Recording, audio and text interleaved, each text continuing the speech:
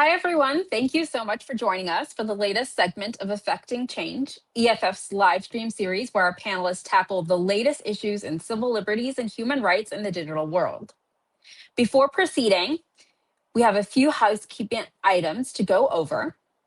We have a live caption team online with us today. You can view the captions at livestream.eff.org. There, you can participate in the Twitch chat. And if you have questions throughout the program, please drop them in the chat, and our guests will answer as many as they can at the end of the stream. If you're comfortable, we encourage you to type a hello in the chat window now and let us know from which part of the world you're joining us from. For those of you who aren't familiar with the Electronic Frontier Foundation, EFF is a nonprofit composed of technologists, activists, and attorneys. Since 1990, EFF has been fighting for your right to create, innovate, and make yourself heard by anyone willing to listen without fear of unjust government or corporate surveillance. You are the reason EFF can take on this important work. And if you'd like to help us in the fight to defend your digital freedoms, please consider donating at EFF.org/support change, or pick up some cool EFF merch at EFF.org/shop. My name is Sarah Hamid. I'm the Director of Strategic Campaigns at EFF, where I lead our municipal legislative work, supporting lawmakers, community groups, and local agencies who are facing real decisions about whether and how to bring AI into their communities, especially in public safety contexts, where AI enhancements are being integrated into existing surveillance infrastructure with little public scrutiny or oversight. It's my honor today to introduce the participants in today's discussion. Nicole Ozer became in June 2026 and is a legal expert on artificial intelligence, privacy, surveillance, and digital speech. Earlier, she created the Center for Constitutional Democracy at UC Law San Francisco, and before that was the founding director and longtime leader of the ACLU Northern California's Technology and Civil Liberties Program. Cory Doctorow is a science fiction author and journalist, and he's been an activist at EFF for nearly 25 years. His latest book, The Reverse Centaur's Guide to Life After AI, is out now. As a reminder, we'll have about 15 minutes for your questions at the end. So if we haven't touched on something you want to hear about, please ask, and you can submit your questions via the Twitch chat at any time. So before we begin, a quick word on where EFF sits in all of this. AI touches nearly every issue we work on right now. We're fighting copyright lawsuits that threaten beneficial AI uses, pushing back on the FTC's attempt to police accuracy in AI systems, defending crawlers and data systems from misguided state bills, and scrutinizing how AI features get quietly baked into your phone without you having real control over what they can see. AI is showing up across our litigation, our policy work, our activism, our tech projects simultaneously. And that breadth is exactly what why today's conversation is going to move across a lot of ground: labor, privacy, copyright, government use. AI is not just one thing. It's not a single technology. It's a label that we slap on everything from hiring algorithms to a chatbot to a license plate reader with a new process layer bolted on. And this matters because of how AI often gets more attention than the how of AI rather gets often more attention than the who deployed it, who profits, and who gets a say in how it shows up in their workplace, their insurance rate, or their neighborhood. I see this play out constantly in my own work, where I spent most of my time engaging directly with city councils and local decision makers whose buy-in is being sought for an AI enhanced tool or workflow, often with just a comment period and a sales deck, let alone a risk assessment. And that's one of the through lines I really hope we pull out on today. Power over AI isn't just contested in Washington or Sacramento. It's contested at a Tuesday night city council meeting, in a school board's vote to buy a monitoring tool most parents never get to hear about until it's installed, and in private purchasing decisions that never go through any public process to begin with. So as we get into surveillance pricing, algorithmic bosses, and government AI, and what good AI might look like, I'd ask everyone watching to keep asking the same question at every scale: who does this serve and who gets to decide? And with that, I'll turn it over to Cory. Oh, thank you, Sarah, and thank you, Nikki, for joining, and hello to everyone out there. My goodness, I'm told there's 900 of you, which is that's a big crowd for a live stream. Hi, chat. So, Sarah, I really liked your introduction because you hit on one of the themes that, as a recovering science fiction writer, I find most important about EFF's work, which is that we are so much more concerned with who the gadget does things for and who it does it to than what the gadget actually does. And I know that's an area that Nikki is focused on as well. So, Nicole, you know that AI is being used increasingly in corporate and government decision making. What would it look like if that AI was, organized around the needs of people rather than, streamlining corporate processes so that bosses don't have to have ego-shattering confrontations with people who know how to do things and tell them their ideas are stupid and can be replaced with software? And if, you could have people running governments who wouldn't have to talk to the permanent civil service who told them that their ideas were stupid and illegal and would kill people, and you could just ask the algorithm to do it. What would it be like if we had statistical inference tools that were deployed in a way that was organized around like the needs of the people who are being processed by those statistical inference tools? Yeah, I mean, hi everyone. It's so good to be here. Thanks, Cory.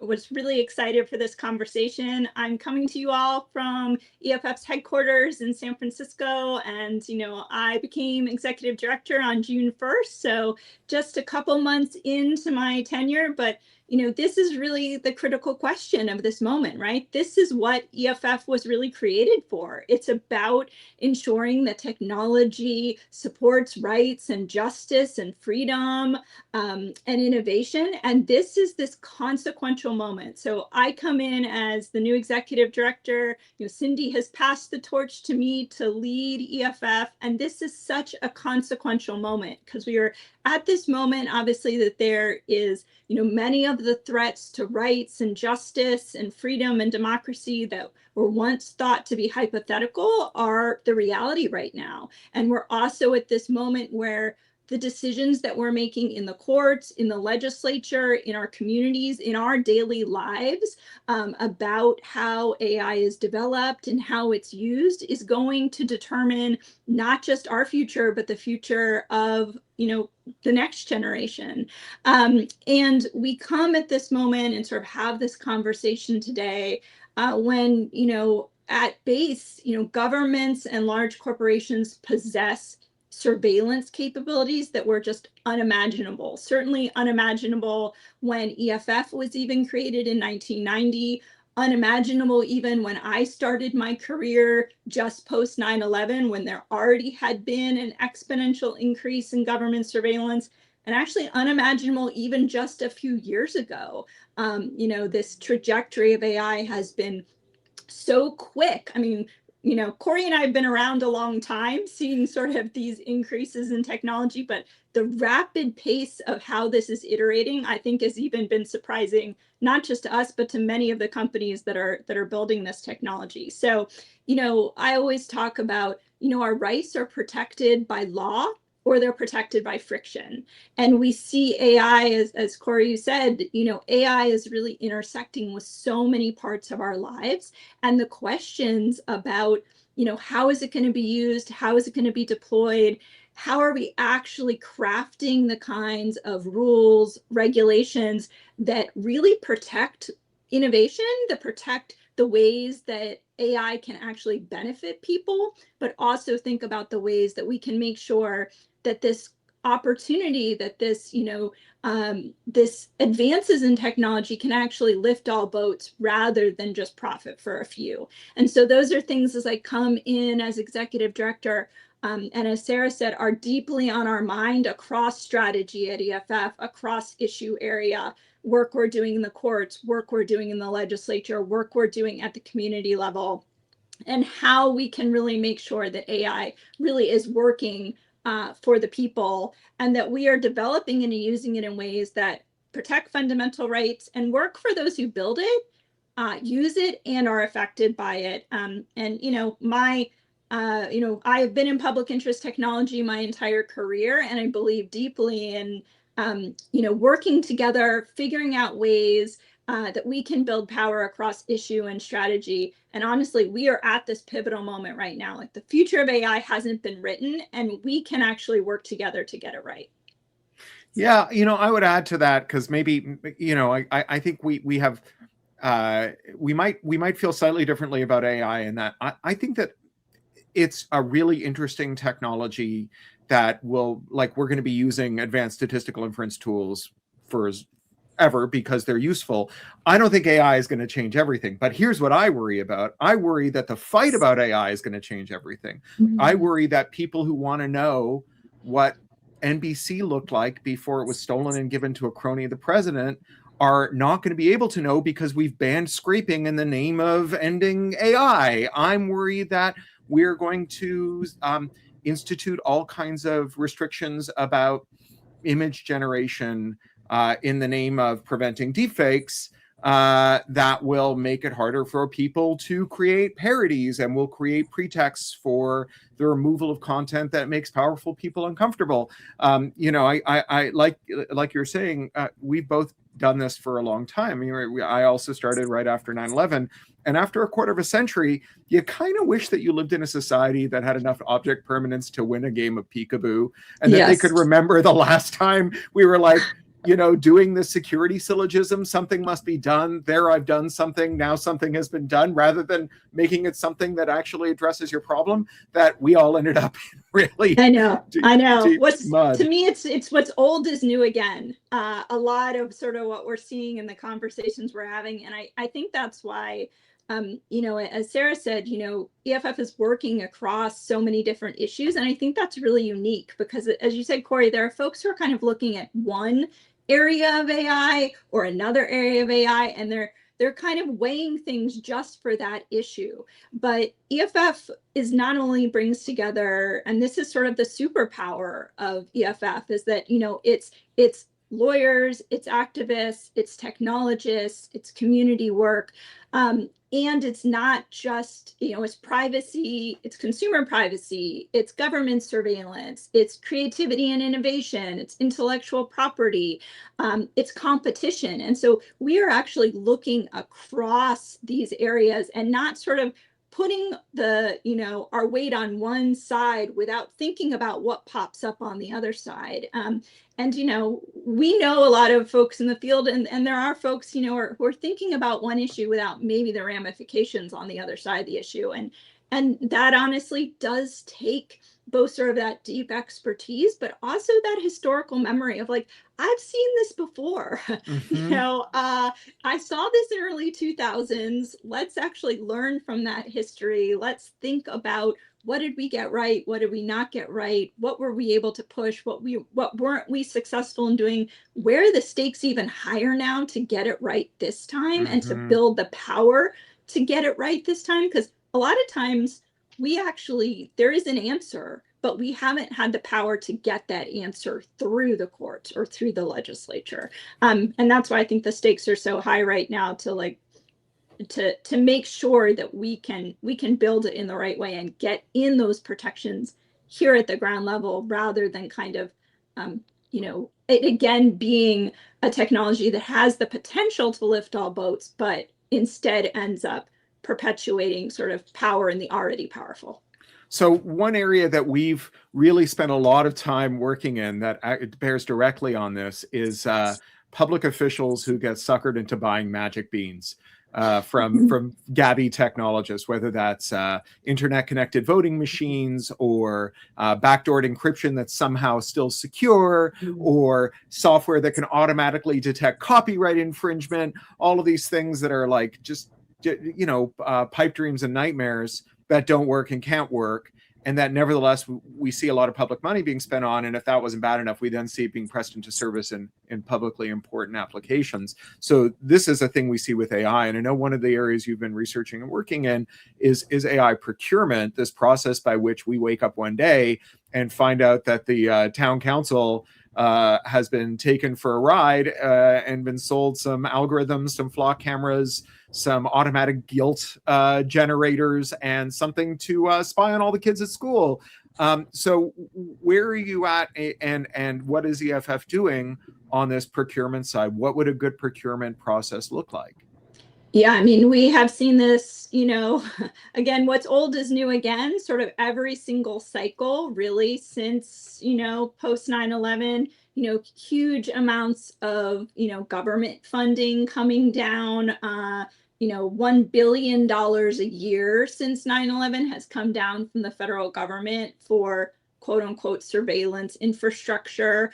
And, most of it has been snake oil, not only just snake oil, but actually snake oil that harms communities, that actually makes people far more unsafe. That now we see those systems being weaponized against communities, being used by ICE for immigration, attacks on immigrant communities, being weaponized against reproductive freedom, being weaponized against activists and who are speaking out against sort of the current administration.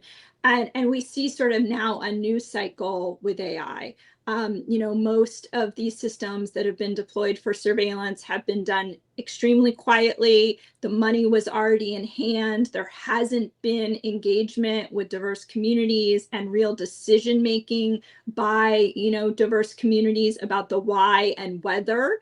And we see that right now with AI. We see the jumping to the how of deployment of AI, the using of public money to purchase systems without the questions about why are we doing this? What are actually the risks? Whether we should do this, any kind of evidence-based evaluation of what the benefits are and also what the extreme harms are. We see there was an example, I won't say what city, but there was an example of a city I saw recently that rather than having a sign-in sheet at their community centers, they were going to use AI systems to record who came into their community centers. Okay, in a moment where this is a community that has a very high immigrant population, that of course, that information is then collected and who knows where it ends up being used. One thing that's sort of a prime example of sort of how EFF looks at these issues across strategy is here's all this information now being collected on the local level about who people are and where they're going. They might be going into that community center actually to access resources on protecting themselves or signing up their kids for school or health services. And the information that's collected on the local level here in California has then never been protected by the state law that's like the Federal Privacy Act. It's called the Information Privacy IPA. It was passed in 1977, and that law has never been updated, even though it only applies to state agency databases. It currently doesn't apply to community, local, city, county databases. And so that's one of the things like we are looking holistically at in this sort of AI moment. We need to have real centering of community in the why and whether to use AI before the how, but we also need to think about the laws that are in place to protect whatever kind of information is collected, make sure it's then not flowing to companies and to the federal government and being weaponized against people in our community. So it's looking in sort of how we can address those issues also in the courts. We currently have a case using a constitutional right to privacy against license plate readers as well. And so we're really thinking holistically, how do we use current levers? How do we really make sure that we are using both existing law, buttressing existing law, and building new law and policy that will really protect people in the AI age? Yeah, I love hearing about the salience of these local issues, not because it's great that we see towns with flock cameras proliferating and so on, but one of the things we've learned from like the last 5-6 years of the culture wars is that some of the most unhinged weirdos you've ever met can make gigantic changes to their local communities, mostly for the worse in the last 5 or 6 years, by joining poorly regarded local government agencies and standing for local offices.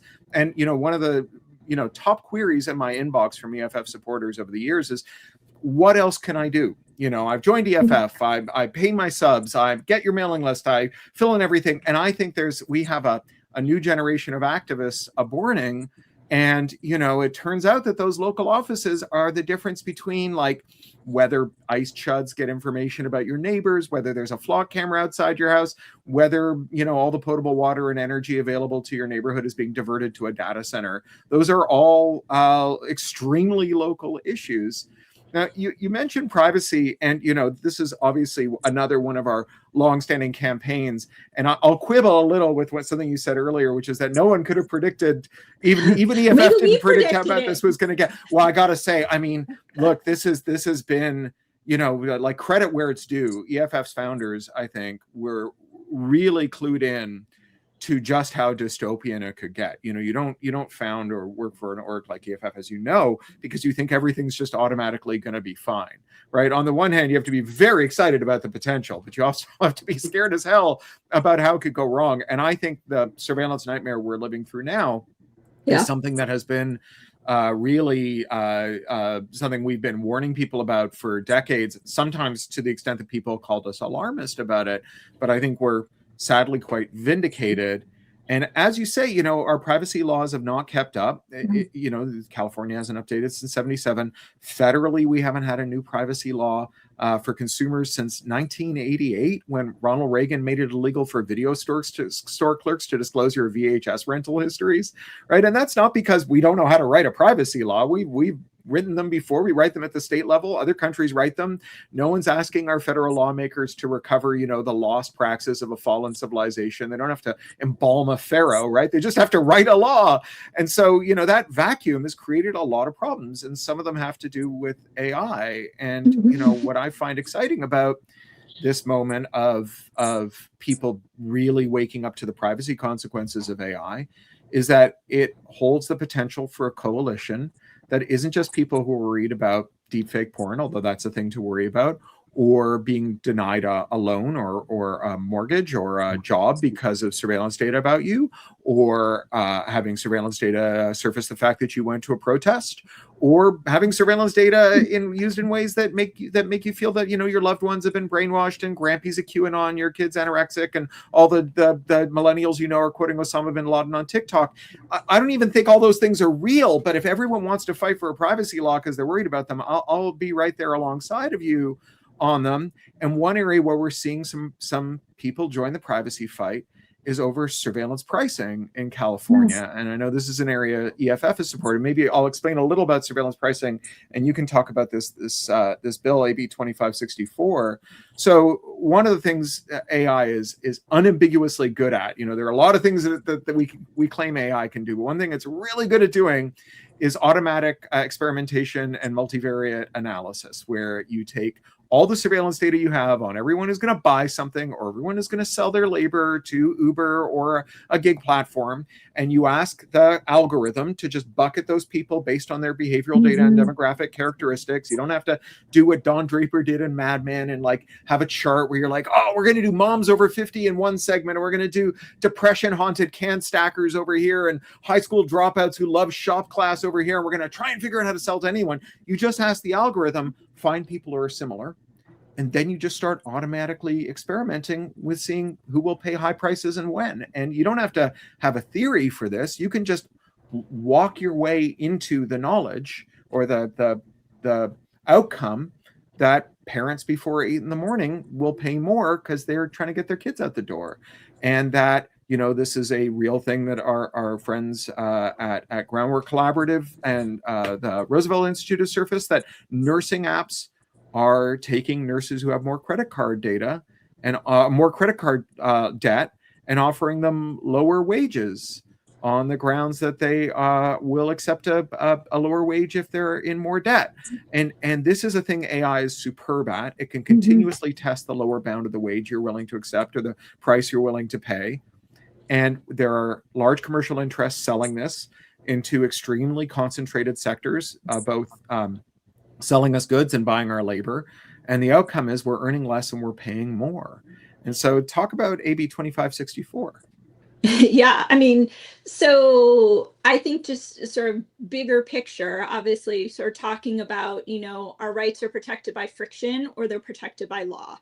You know, since the early 2000s, there has been this rise of surveillance capitalism. There's been a massive amount of information collected about who we are and where we go and what we do and who we know, you know, both by the physical surveillance that has been funded by the federal government, but also, of course, all of the electronic surveillance that we, you know, are now living digital lives. So, you know, in 1990, most of us were not, you know, we weren't carrying a cell phone every day that, you know, said who we were and where we were going. You know, we were I remember, you could still pay for your groceries with a check, right? Or we were using cash. It wasn't sort of a digital lives where we're showing up with our phones and, paying for our groceries as we walked out the door. So, we have this entire sort of surveillance capitalism ecosystem, which has been used in sort of the online space, obviously, to, target advertising and create massive profit on sort of the big tech side. But now we have AI systems, which are taking a lot of the things that are happening in the physical world that we're more protected by friction. And we've got a conflation now and the ability to now use what we're doing in the physical world to also do the kind of surveillance pricing that we often saw already in the digital world. So we are seeing things like, what if you're physically near a store, that they're trying to charge you more for that product because they know, well, you made the effort to actually go get all the way to that store, so you must really want that item. Or we have a whole blog post on this, sort of some examples of all of the different things where we're seeing sort of really targeted pricing happening based on, are you riding a ride share to a certain community? Did you, is your battery low? And therefore they know, like, you really need to get this ride share or else you're going to be stuck where you are. I mean, it's incredibly sophisticated, but really sort of at the basis is, it's not that we haven't known the threats of, all of this data collection, both in terms of how it can, like, there used to be the term we used, web lining, right? And now it's surveillance pricing, but we've been talking about these issues for a long time. But those things that were threats are now actually technologically feasible. The friction of actually doing this has gone way down. It's become much more feasible to actually do it. And we also see that on the government side as well. All of this information collection from video cameras, from license plate readers, is now available to sift through with AI. And so it's AI on top of and layered upon the infrastructures that have been enabled to proliferate since, the 2000s, not because we didn't think there were threats, but because they're honestly a lot of, we haven't been able to connect the dots as well for people. And so I think, Cory, what you mentioned in sort of earlier about people now realizing the real implications of this. Earlier this year, when license plate readers were really being weaponized in terms of immigrant communities and deportations, I pulled out my talking points from 2007 that talked exactly about these issues. Like, I did not want to be right. I did not want these hypotheticals to become reality. But what is important right now is that people are really realizing what's really at stake. And this is a moment where the kinds of digital rights issues that many of us worked on 20, 30 years ago that were seen as niche, that people didn't really understand or realize the direct implications on their lives, their livelihoods, their personal safety, their economic security. People now realize that, and we have this incredible opportunity to actually build these coalitions to actually get these laws passed. Like, there is no, like, I go to presentations and I'm like, most of the people we present to were not alive when the last federal privacy laws were passed in the 1980s or the 1990s. Our privacy laws in the state level, on the federal level, should not, be older than most of the people who are working on those laws as staffers or are in communities voting. Well, it's not like there have been any new privacy threats since Die Hard was in movie theaters. I don't know why we would need a new law. Exactly. And we know we've needed new laws. I mean, there was actually a real opportunity I've been doing studying sort of where we are in history and sort of where we had these political opportunities and what happened. We had these political opportunities in the 1970s. There were really powerful forces that tamped that down in the late 1970s when we were at those early modes of computerization where we had the opportunity to really address issues of collection and use. Then we had another moment and we really made some progress. In the late 1990s, there was, opportunity there. And then 9/11 happened, and it was we were around. It was a very hard political time to get anything through, let alone stop the things that were happening.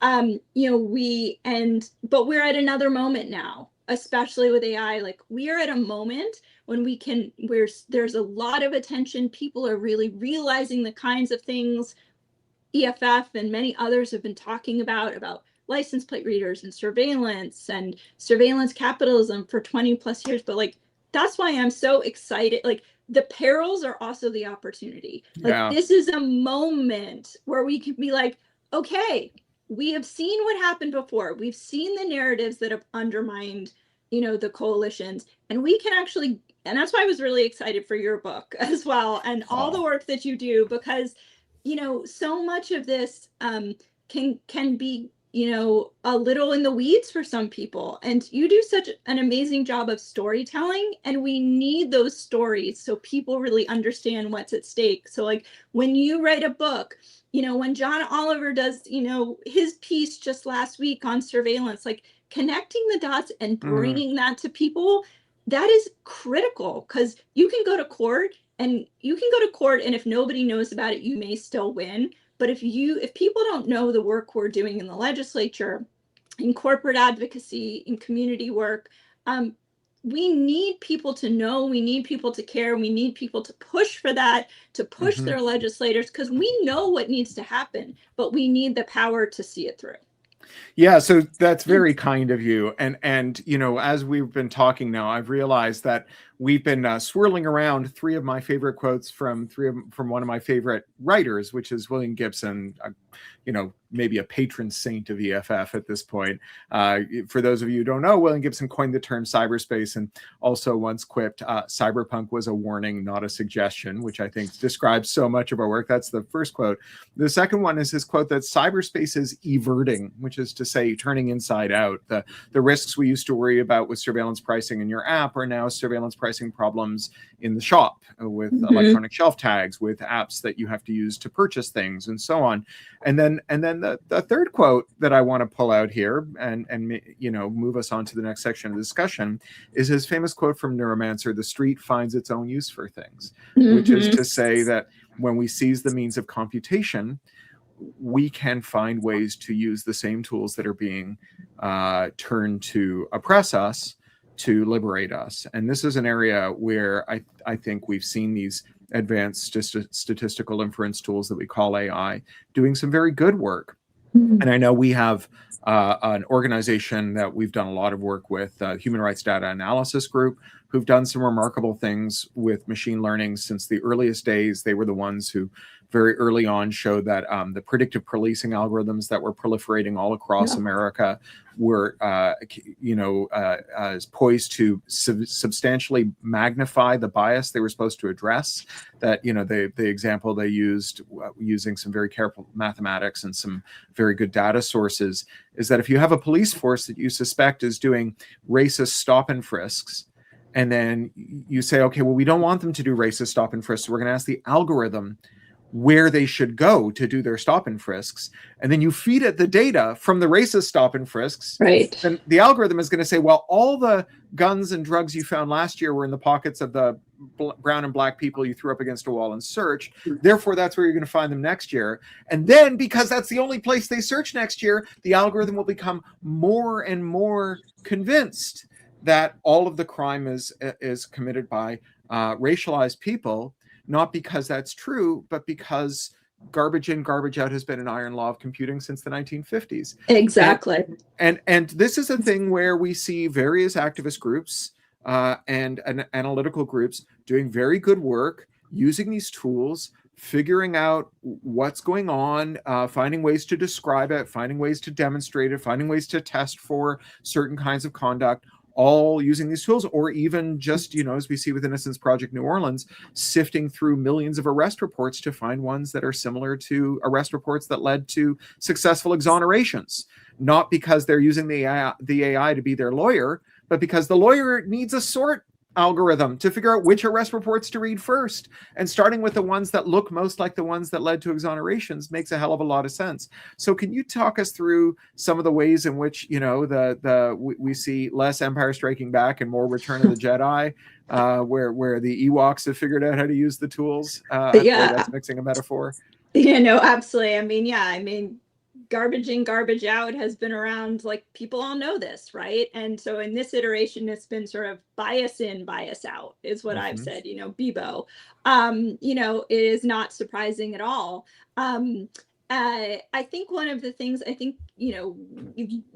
AI is incredibly powerful, and it can be harnessed for the things where we see a lot of the holes.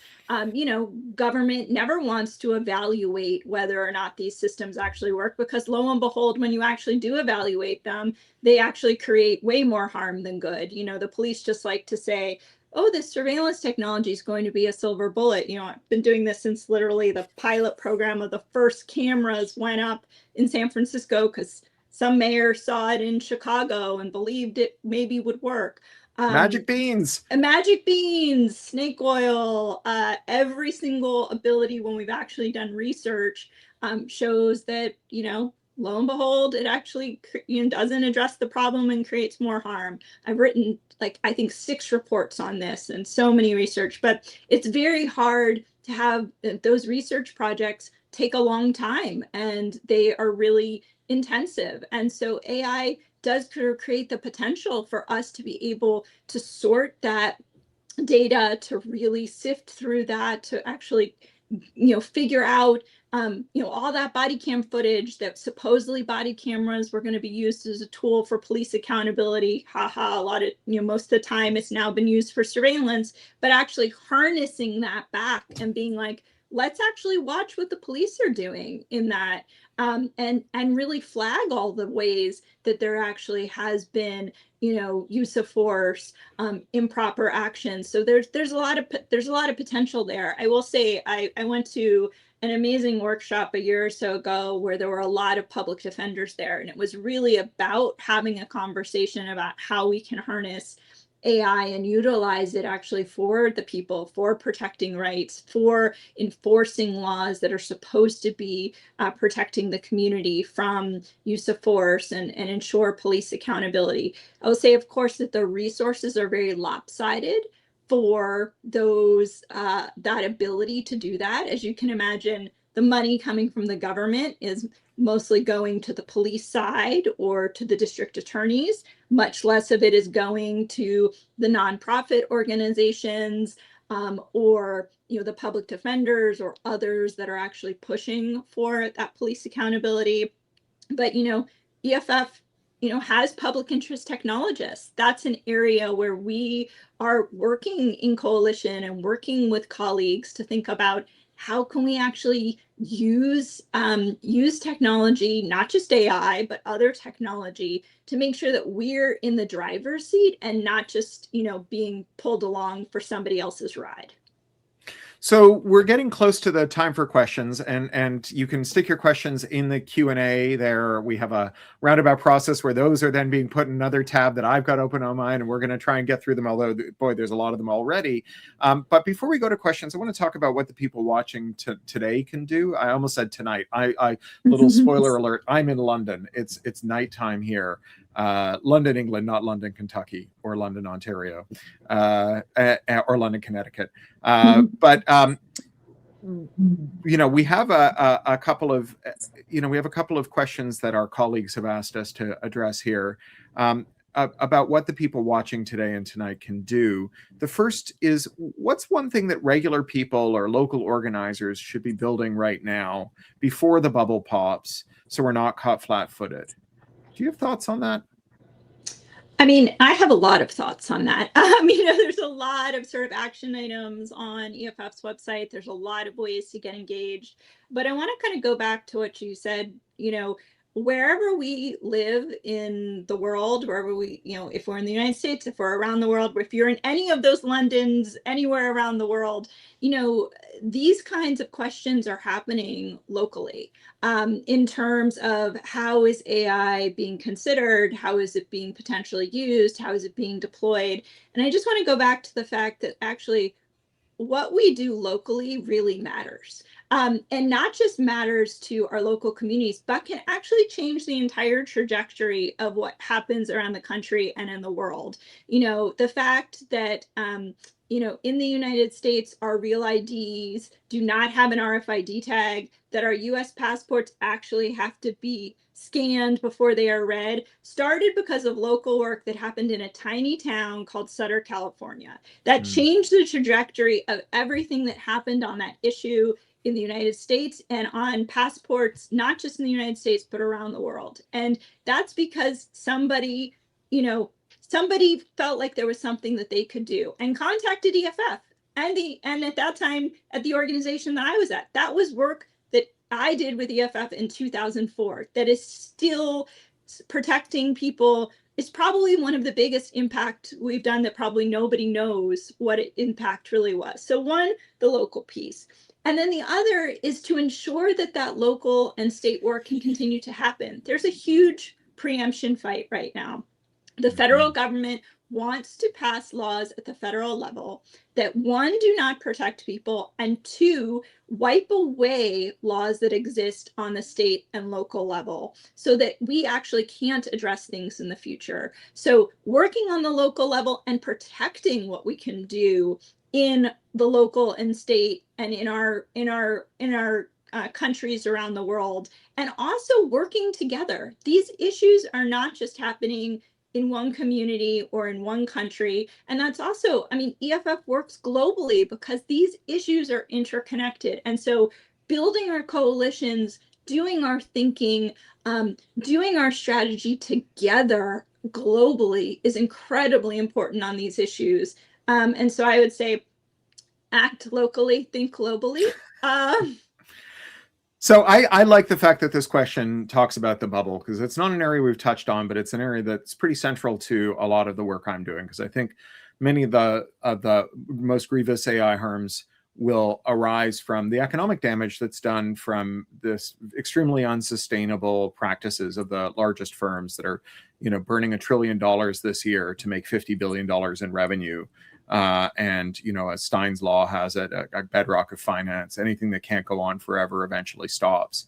And, if you're out there before the bubble bursts trying to, for example, not have a data center built in your community without the regular processes of consultation and environmental review and so on, I got to say, your city government does not build a data center in secret because they think you'll be pleasantly surprised and they don't want to spoil it for you.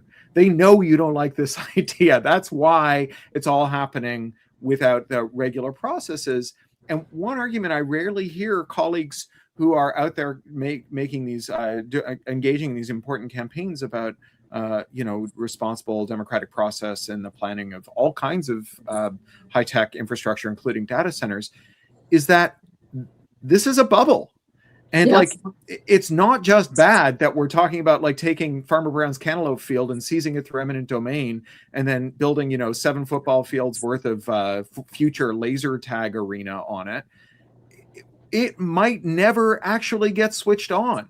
You might just end up with a giant foundation slab where you used to have a farm if the bubble bursts before we get there. So if you're looking for an argument to make before the bubble bursts, if you're looking for a way to talk to city governments who are trying to do community development, who've been sold a story about the money that will come into your town if you allow the data center to get built, you need them to engage with the actual economics here of a sector with terrible unit economics that loses more money with every generation of its technology, and that is spending hundreds of billions of dollars to make tens of billions of dollars, a thing that just doesn't end well, as I think we've seen with lots of other bubbles.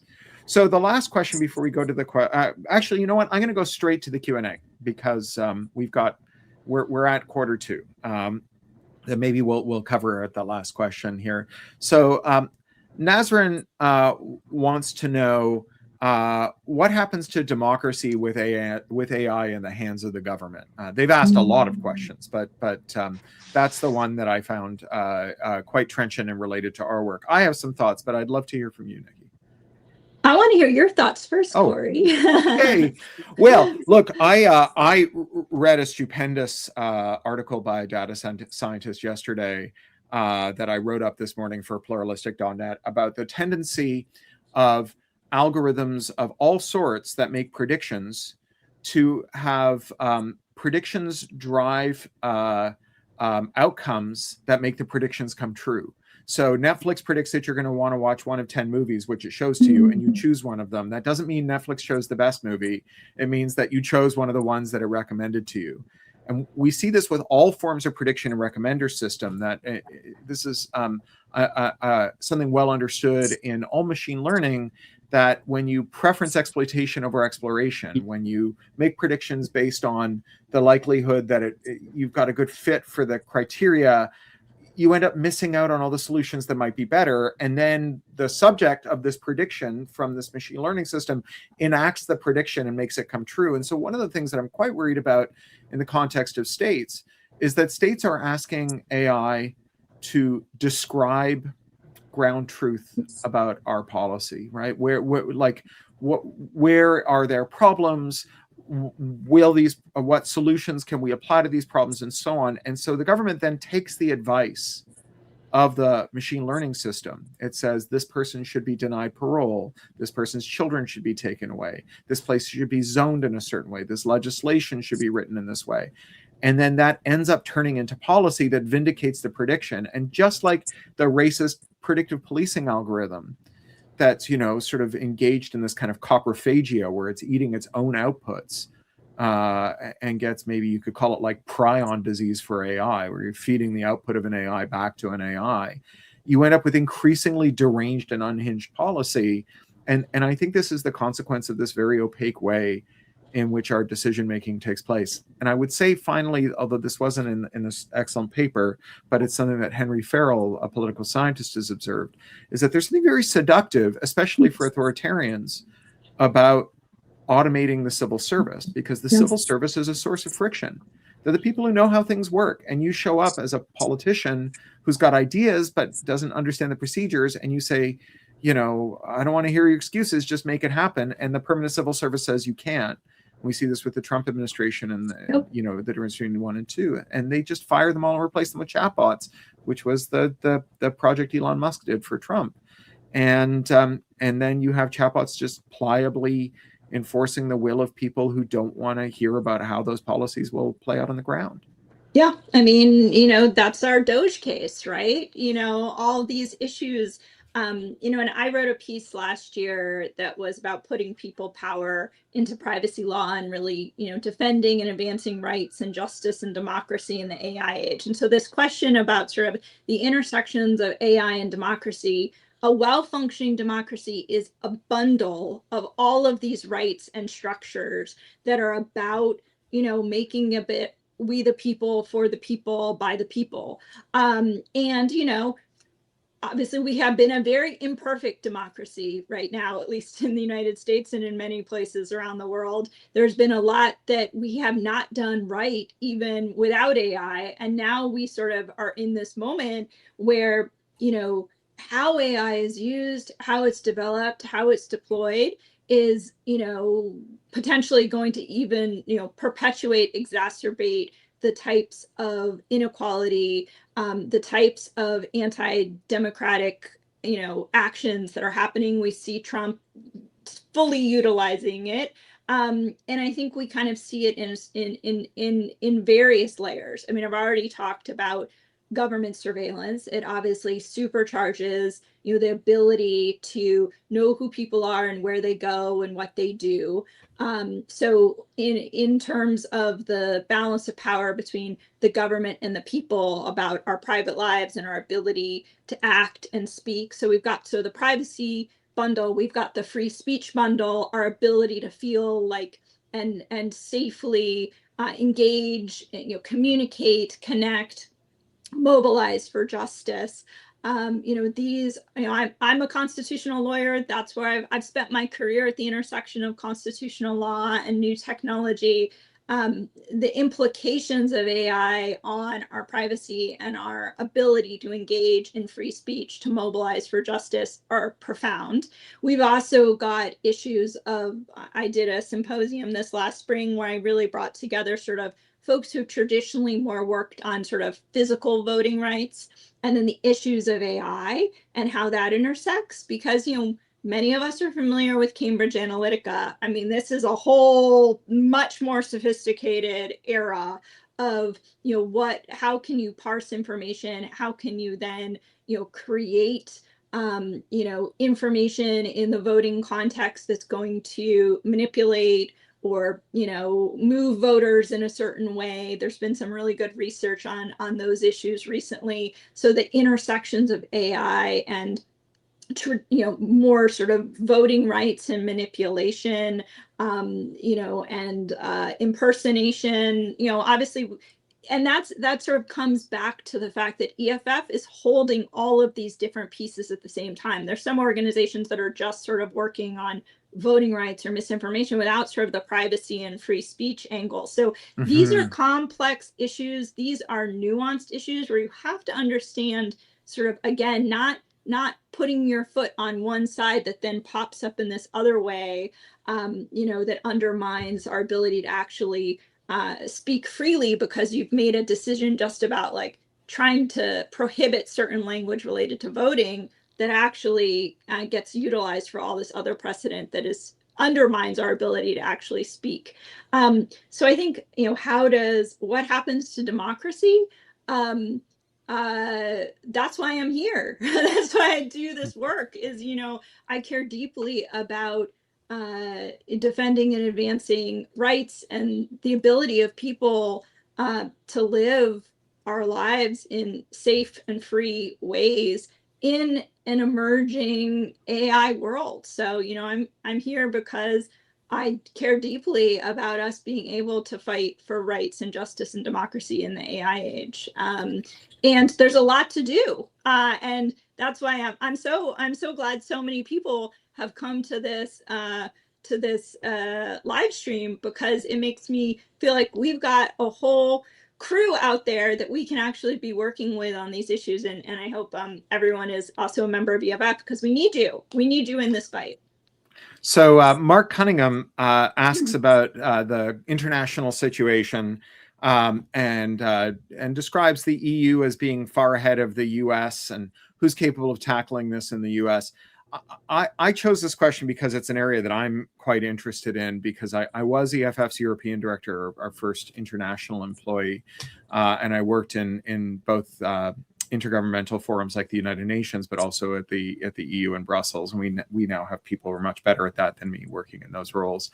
And one of the things that was very striking in the 31 countries I worked in when I was doing this was that everywhere I went, I met people who said, we understand that the tech policy we have here isn't ideal, but the US trade representative has said that the quid pro quo for us giving America the tech policies that it would like us to have, including things like prohibitions on reverse engineering and very long terms of copyright and so on.